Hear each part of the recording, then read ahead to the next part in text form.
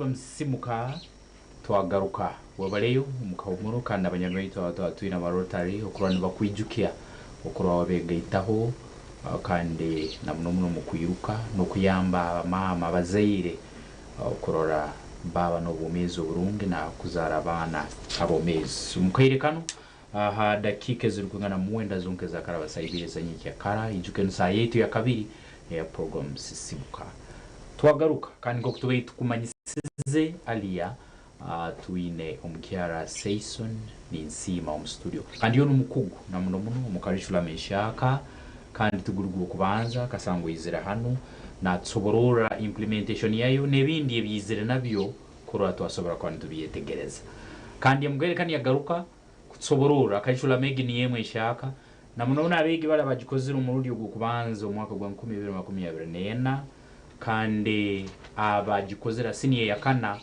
sahazinu bamazire kubamba ba enrolled masomera agatagam na gam senior ya katano so ntuwe tagatuye kabuze kuri senior ya katano kuwe bintu biri bita eriyo abasomesa batendekerwe kikumara bahirwa kaira karukumara kandi ntujya kubantu kopinga tutanayo omunsonge giniye eri masomera agamu handi teriyo hakwa abasomesa atakatu abazera atakatu mwana nabanza kabuza okuba ituye eriyo so ebikabuzo nkebi najja kuba natugarukamu this morning Madam Seison tokwachira yakura bakutureba webare omutebekanisa wa program kokuba abanyanjire amazina for the second time. I'm happy to be back here. Ninye Seison Nensima oryomwe aba trainings re curriculum yite agency na mnongo mu O level nka training mnongo almost countrywide na nabona no mugisha naza A level ndio mwabarya pano ya national NCDC specifically for Kiswahili subject. So ndio mshomesa wa Kiswahili. Okay. Nuhogu kaningumi anti umjaro tuine hano. Nuwenyini otusemerire kubatulina wa kubala rulengo ruihanga kandi kurambatendeka kalishora megenshaka na muno huya specifyinga mu Kiswahili yitwe mbere twasomire mu myaka yera ubundi Kiswahili cyari kitariyo mu level na o baito murundi gunukiriyo kandi nabakugunka banu nabo balumu abakoba nabasomesa ntwetaga ku kabuza ha kalishora meshaka nturora bana begino babagikozira umusini ya kana 2024 hati bagezera umusini ya katano so omwali ne mutegeka abasini ya kana ku transitioninga kuruga mu nkurugena mu nshaka aba A level bumko batekerezaho webare chibuze cyo mutebekanisa program A level numanya mwena numchimanya curriculum ya O level ekahinduka bine new lower secondary curriculum konkaine haitan so kachene ya A level. A level we don't have new A level curriculum, but it's different. We have adapted curriculum. Entani setting kahar gauge. Na nyenzira abantu bashenge ngo twine new A level curriculum. Nebintu kwa kana kechigo mu O level. To just the adapted curriculum because we are using the already existing one to bring it up to be competence when we are aligning it with that one of O level. Kujirangwa abana bitu batakari go mu O level kandi bakikomo A level bakashangana bagaruko old curriculum. So we have aligned it with that one in O level. Nokushange binte byinjo mu A level right now birukushana nebya O level. However, harwechora shange tichibire much change. That's why we are saying it's not new. Muhinduiremu. Tuhinduiremu twistingiremu. Okay. Yes. Aha ekikimu kandi muzairi yasobora kuba nakietegereza. Ntongera kabuza hansonga yakayire. Akabana bakurira mu period ya senior 4. New curriculum. Then neno imutwistingiremu ya senior 5. Akandi because they had to be promoted kuruga mweri kugena mu 11 so akayira ako kakamara kurora mwa bito yango bundu mwategeka basomesa kurwa bayetegeka ku bantu basomesa area twisted musini ya 5 nankan all A level yitu ehirwe time erikumara ehirwe time syllabus books they are already out abashomesa bariyo mba training like tomorrow there is an online training y'abashomesa head teachers baba training zire when we expect really obana kujangu bashyira ishomero kushanga abashomesa already but competent of what they are going to do curriculum edishware tujishomere kandi ebintu tubyorganizing in a way that omushomesa will follow that akore ekintu ekiriyo kyonyine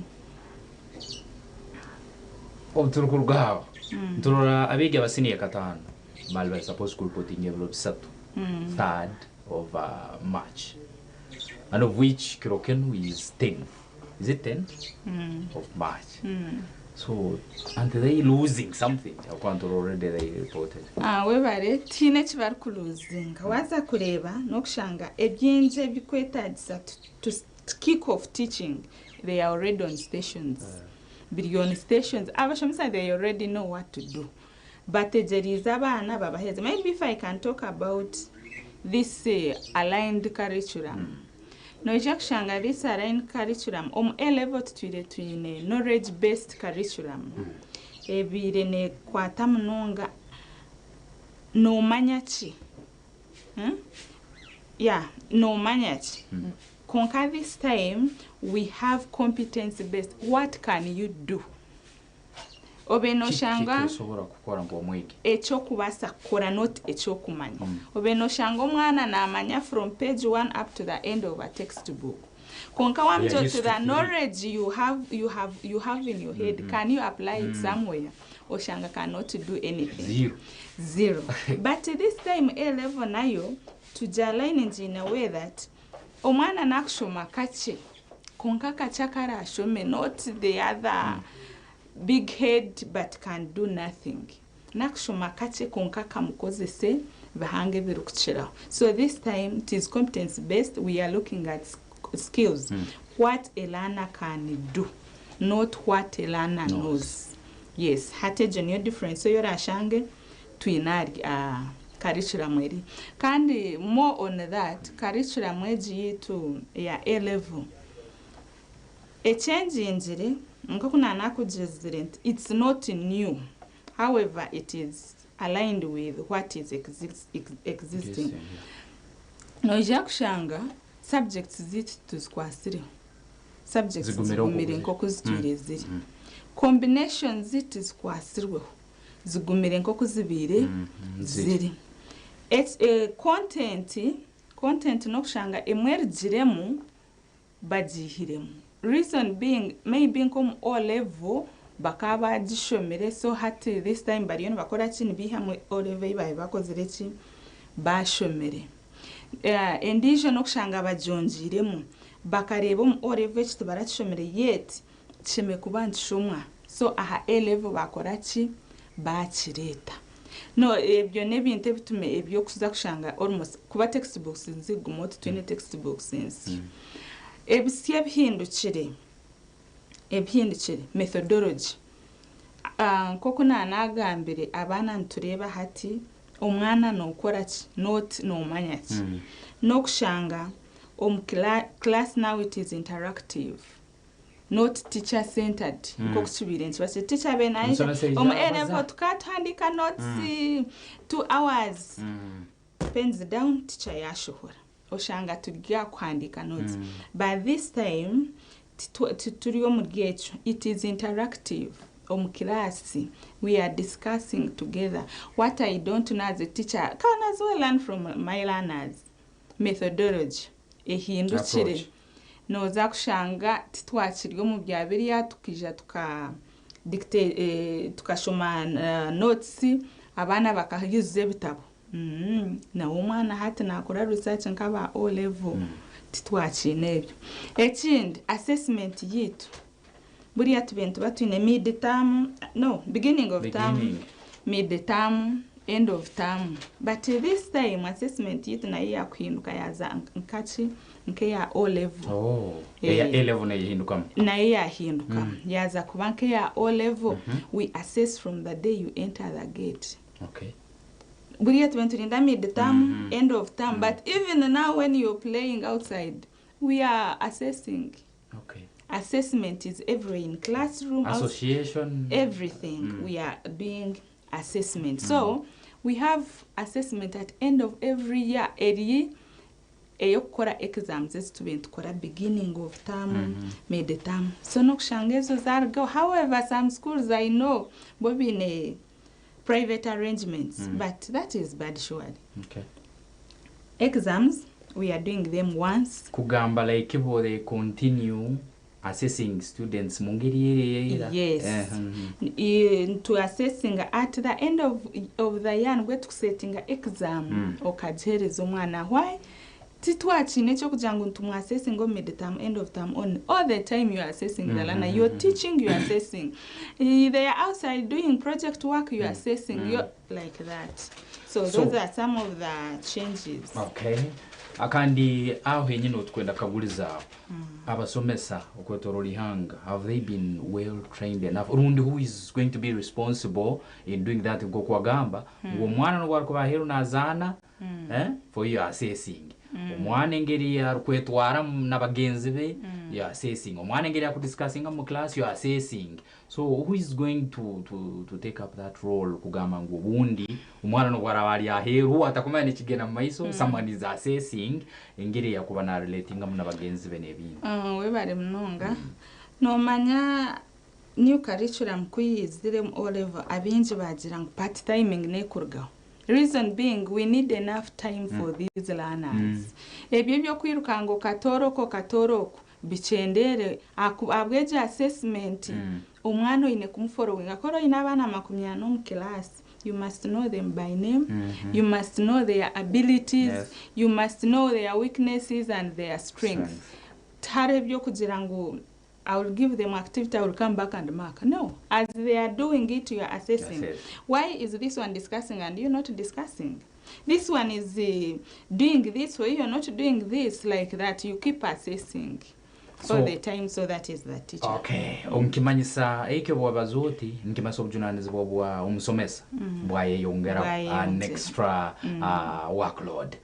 Nikirikita kuli mu nsonga zebiyensa sura yabo naki habwo omusomesa will complain no kusanga bayina amasomero gana najja kunatera ye dakika 3 najja kunatera, so they will complain bagamba mutsekerize omuta especially kuli adaino kama waka byensha shirevyo nibuza kunchiza mali ebyo byabo byensha shirambira kunchiza mali Journey department and you know, of course, but they are monitoring, they are seeing what is taking place. I think they have something they are planning for we teachers. Okay. Nawe ainesu birundi amasiko ngo haro ikibariyo no baba planning irabo kuba obujunanizi bw'abasomesa bweyongireho akandi haburiyo babaire bayine buri abaye musomesa naija na emira hali na soma notes muhandika na agenda.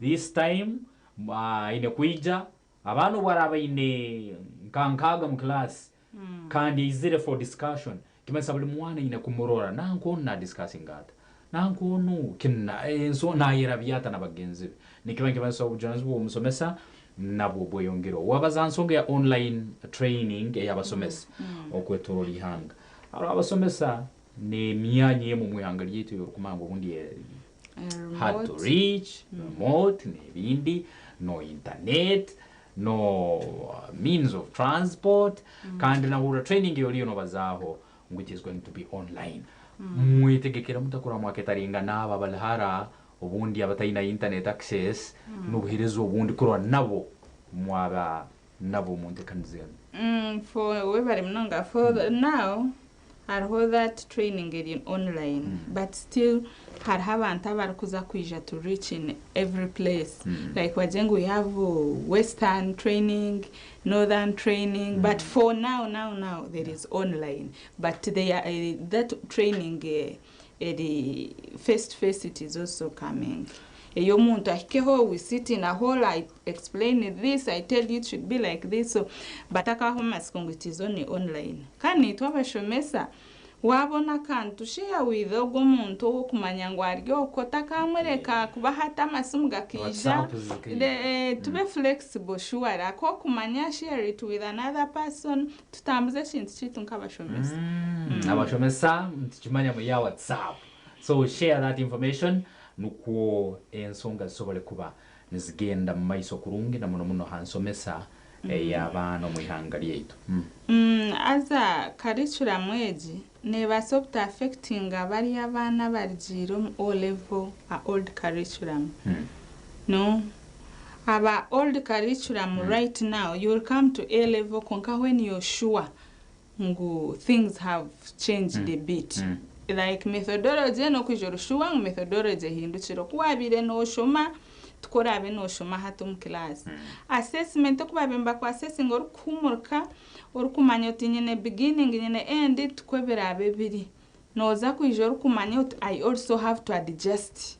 Okuna shomero mu O level nintekwanya adjusting embere hindukireho mu A level. So abina baziro kwa bana atakagira teje n'enkorensia ntindatwara umwana no umwana stiro mu A level nabasa kwija ashoma tandike A level. Okay, program y'ali simuka 25 tuna munyana baito ba Kiboga School of Nursing and Midwifery nibakumanyisa omuzaire umwana amaze senior 4 umwana amaze senior 6 mutwale asobole kuba natendekebwa obusawu ahamu n'obuzalisa Kiboga School of Nursing and Midwifery. Enamba zabo nozora zira screen kandi bakumanyisa bekwate basobole kutendeka omwana wawe obuzalisa akande atendekebwa abujunanzibwa kyaro nokuba nayamba ihanga lyona.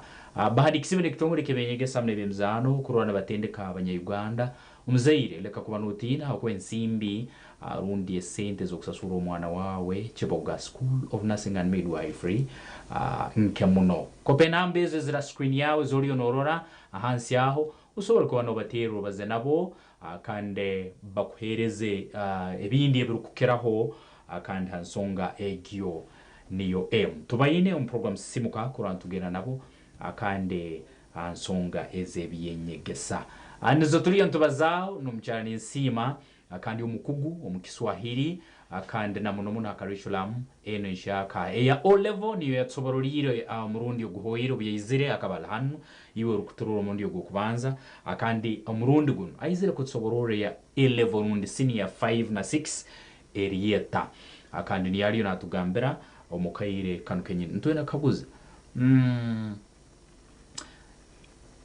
curriculum ine applicable amasomero guona kugamba wundi juko mu yangaliti ya Uganda tuina ga private tuina government tuina na hand so area applicable masomero guona kandi yeti akabiri is this training nayo netwara buli basomesa bona gamba ba private amna government rundinywe abali mukintu na mketaringa abanyonka webare mnoga this is education policy. Yeah. Kandi no be private school ne following education policy. So taro kujang eriyo mashomera ga government gonga na naga private eri. Vision ba training tuba training private yonka bakareka private bona baba training no kwa kubokugaba instructional materials na private bona nabagendera. Okay.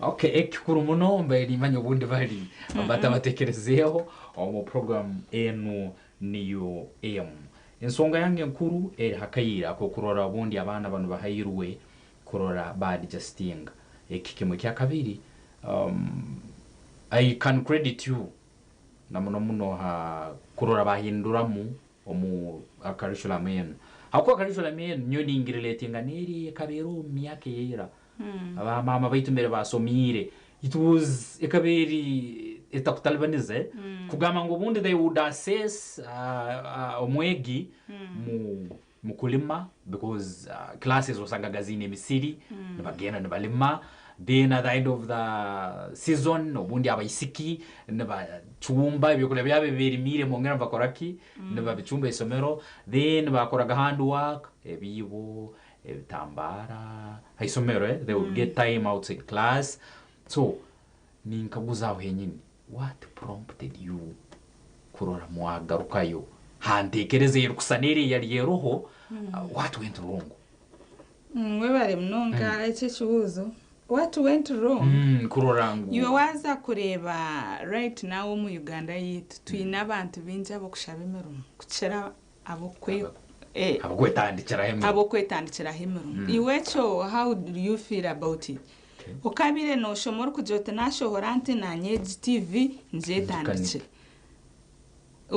mwene obe innovative obe creative so noza kushanga curriculum yiteri yango kunagira ngo it was knowledge based omwana ine byinji omutwe but to apply them in real life situation chiguma so that was the reason why tushemerire tuhinduremu omwana nawe ashome kache konkako kache kagire kikamuyamba mu life it's hands on kugira kore washoma let me talk about let's say what kore washoma about something you do it practically so that tomorrow fees no be akubura torarigire mwaho noza kuba wajindo kwasira rike no basa kurugaha ni ojote ciki nakozera ishomero kankore ki kanchikora unlike buri yashwench komo mu kitabo. So the other one was knowledge based, this one is skill based, to be simple. Okay. Ensonga egihereza akandi kurora ngu nehereza omwana akayire because okusoma tukulukumanisa kwikara mu class harimu abana bamwe abazaire bakabakuza kubi muno mu makagabo obundi bagayige kirukumara nusanga nembaza y'omwana yonka kwesobora obundi omusomesa mukagwize. Please, can you stand up and talk about yourself?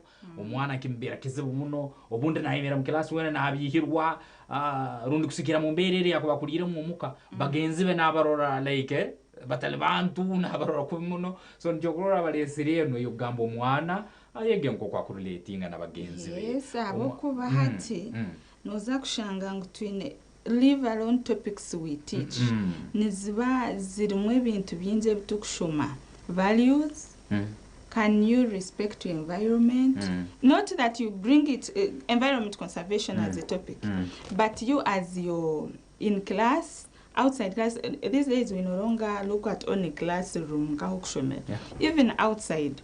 Omwana oineko mwaba nomshomore baya relating at an environment na relating at an abagenzi be, does he or she give a listening ear? That is also a skill, communication skill. Tureba ogomwana na garkama atebuzu. When you look at a lot of things, that generic skills, all of those, the values, the understanding of the person, all of those, we look at them. Then over weakness yomwana ine you try kurora. Actually, whatever weakness yomwana, it is the role of a teacher. You enkomshomesa ija orebo gomwana and discuss. Even that's why you see our report cards. It is a booklet. It is no longer the other piece of paper. Why? Wabano assessing omwana, it's no longer saying good. Good in what? Good. Poor. Improve. No? You have to say about the compositions, she's good at reading, but poor in answering questions. That omwana obe specific omukumwasesing na nomzire wamsentire report omchumuro can see how to help konkabri ya English okoteka poor onash poor from composition, from letter writing, poor. Everywhere poor. No, hati you have to be specific. In this she can do like this, in this can do like this, so that easy ngomu omurmogoria na worukumuyamba tuyizire nturora abasomesa especially na muno mbere twarugira mu covid yaho abasomesa nyamwingi dewe ya batajena masuku abamu barekera umurimo gwabo bambe tomboita mu makuru ntubarora na handi as a teacher owihanga how proud are you mu murimo gwawo webare mnonge cheshugozi I'm a teacher by profession and I'm practicing it from St. Paul Wiharwe High School where I teach Kiswahili. Really, there is a way I feel someone calling my teacher. Wow. Reason being, however, this is no longer applicable, but they use it to know us as knowledgeable people. Abamine, we are actually, I'm proud someone calling me teacher, knowing that it's me who knows this, I can do this. You know, as teachers, we are never shy. You know, us. you know, as teachers, how we communicate, you know, our advisor skills. Really, I'm so proud of myself as a teacher, and I really encourage people to go for that profession. Okay. Guno mgenyi wetu Twine, and she's very proud of being a teacher. Akandi abayingi no utatu abarozene mugena bwaka dama seri ya mayanja na handi kwa msoza insimbi. Gwabale kubokyaro kandi mukaire kanu kenyini tuetago kuba tukaguzo muzaire yurulio no turora ngu topic egyo no jakono jigamba ko tanturuga ko mukahumuro jakwa nikusomera na mesimu no tera kandi no bazaho no mucyanya sima hasonga niyemu leka tumule mukake akandi tugaruka utaruga.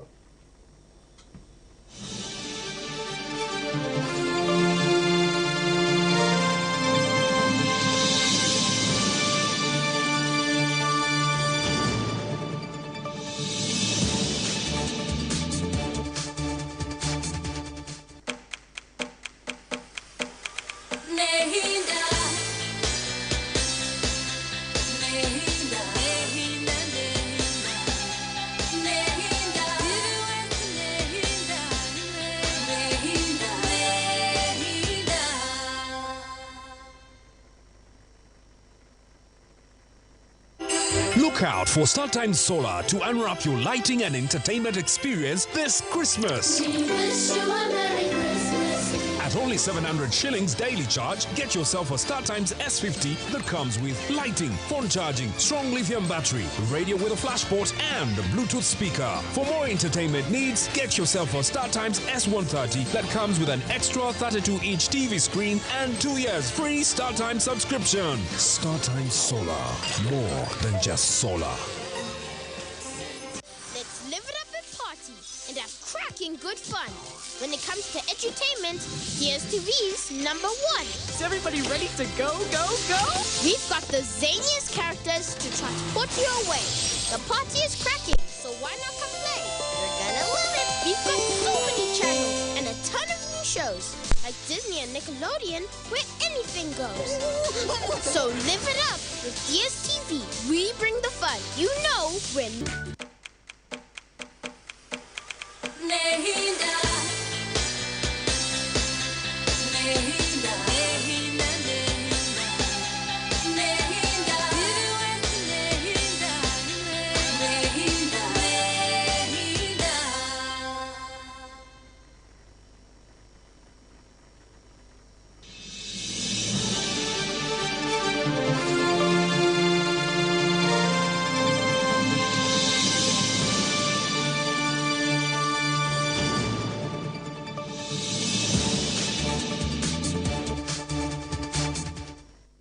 Simuka no tuli akandi mukaire kanu tuli mukaira ku mugenyi no mugenyi wetu Twine akaire kanu bamwetani Sima Saison omukugu omukutendeka curriculum enshaka kandi omusomesa wa Kiswahili isomero ndio ya St. Paul Biharwe High School. St. Paul Biharwe, the best school around. Nimanya, they are proud of you. Kandi mabaliyo nibakoro mukaire kanu ntwenda kaguzo muzaire nakandi oja kuona raba studio line yetu sobole kwa no tuteraho ensongi nyegese enwesha karundi anko kubagi tsoborora iyo muzairo jikengerota rundi ne kuletereza obuzibu bwokurata watwara mwana isomero eriyo kura noenda kumutwaramu akandi hanyuma yo bundi kubiyabia ngwe ensomese emteriyo noja kura basimu ya 0200 mwenda 0 ina itano ina mwenda usobole kuba nobazaho nawe akandi nakusoborora ibintu bitalibemu na bimu 0200 mwenda 0 ina mwenda niyo studio line okuja kwa norabaho obazemu ahamno mukugu omuntendeka kandi ensomesa niye omusomesa ande proud one ataragenze kuli harabu na handi kuterejeyo yaguma hamulimo gwe and she's proud of it. Hello? Hello? Sebo twakwakira. Yanachera. Yego. Ayitadida si Rutoma wizwe. Anje? Twakwakira sebo gamba uno mshomesa. Nanye ndakubuza. anyenda kubuza umwana nabaherezo senior 4 amutwara ayishoneye kuza kumushabira umwanya mu A-level bakugera combination tayine ya kuza kutwara kandi batugira ngo abana bona bakahika mwana nimbuza umwana ari kubakere naba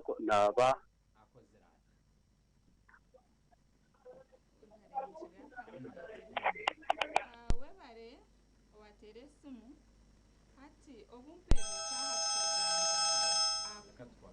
Hala?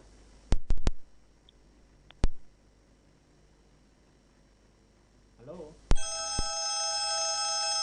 Hivi wewe sala? Sebo? Hello? Hello? Hello, madam.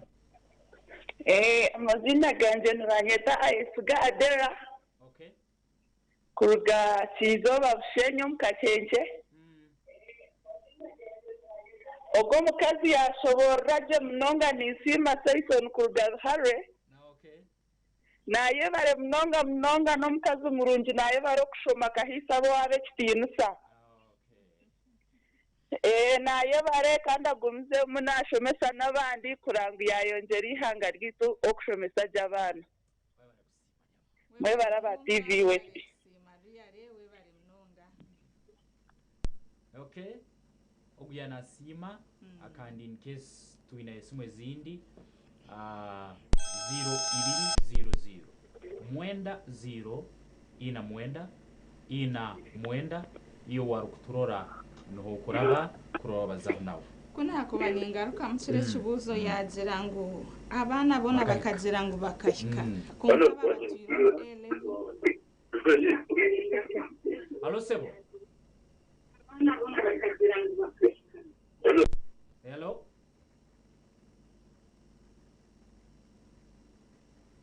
Hello?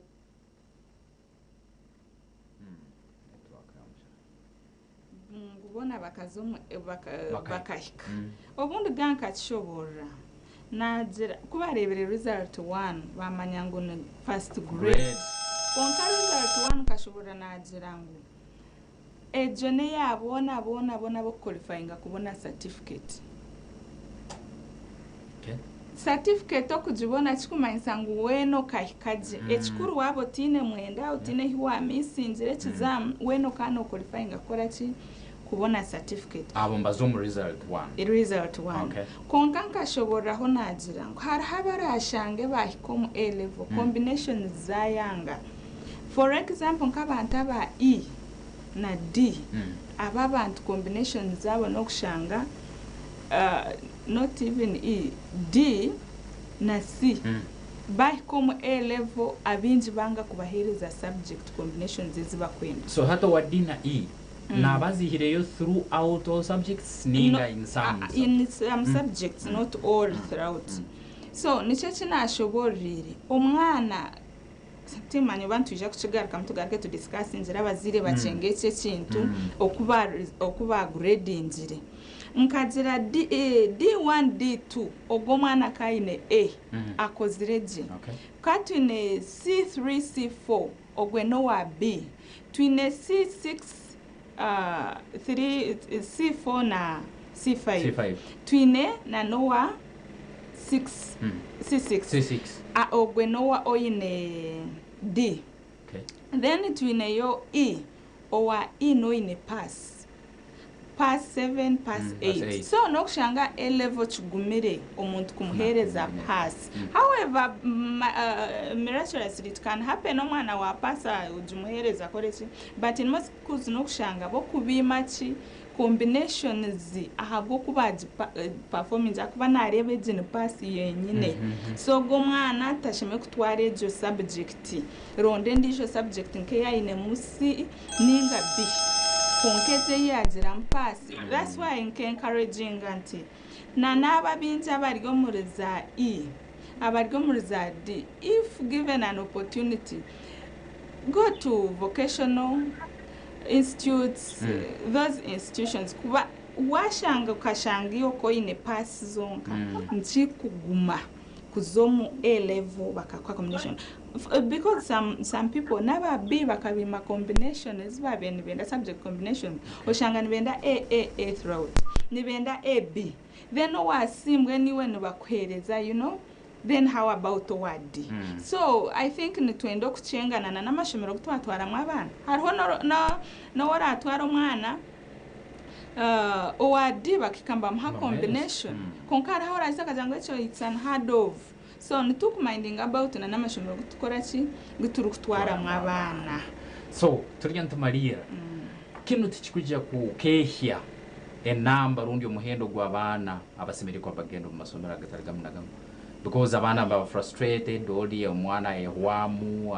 stressed agamba nyoba kanyuma combination kankanye ndiri somero so want this reduce the number of students abasemeri kuba enrolled na muno mwelevo Maria I think abara reducing they have the best opportunity because all level ba training perfectly kujirangu from there that can joining a technical over institute chi will come out perfect kuba chari yona kwega kachireba jijiji so I think it will be perfect for them. However, I don't think it will reduce the number of someone who wants to continue as long as you did your things you are okay umugisa kyaroho akandi omchari nsima nuko yagamba rumukya abantu bawo babiri akandi tuliyantu Maria bwansonge yakayire webale mnongo mtebe kanza webale no kumpaka gishaka mbwenu kambanze no kuramsya ho sister wanje aryo kwerwentu habushenyo mukacence no mchara meja aha chai chizoba ni mkunda mnonga kana mtumara mnonga ino mhara wanje broni yaryo kusoroti na hariyo nakora business zeye na mtumera mnonga baganda banje Angela Dera Benson baganda banje bona abana banje family yanje yona mazima nimbakunda mnonga ahikora aha station yanje nimbakunda mnonga na bakoraho nibyebyo ninje banyana banje bona barimo ba Makilini barimo ba Hillary Adexi abo bona umusomesa abandi bamwe bamuganyire abandi bamwe babaitu inywe nabaramukize akandi abagondeza ibirumbi yonkana muno nabariyo mu murora sima batira amasimu akandi kurora mwa twenge jingo musonge yenu akandi the good thing abakiro bimpasimire bagame nsonga nozimanya akandi nozisobora ngokusemerira kubaneziba nabanyino mucyara Sayson nisima umusomesa and a proud one akandi umusomesa wa Kiswahili akandi nuwe nabanyine umukugu omu curriculum ya O11 shaka ne A-level enya kuhinduirwe mu kake okurwa natuhereza amani no kututerera kike kitumerire kuba netukora aha TV West nibaita kasanga klake empako yange ninyo wa kick program sisimuka negena maiso baitukiriza tumule kake utarugwe mukahumuro mzee bisinsi no aliyo nagiye kuba natandikira ugumeho utarugwa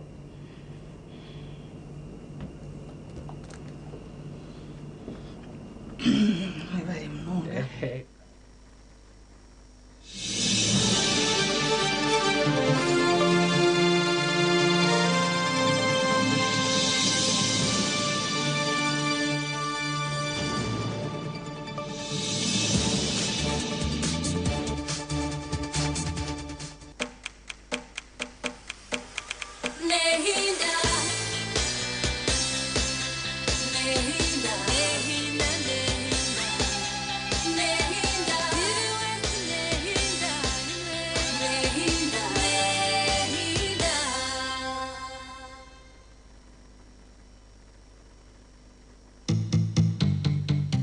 Orwokubanza kumanza ngubujana oshasha ere no tugereki turikure tikiraje mu rugimo tikiraje okura mino hati tumubi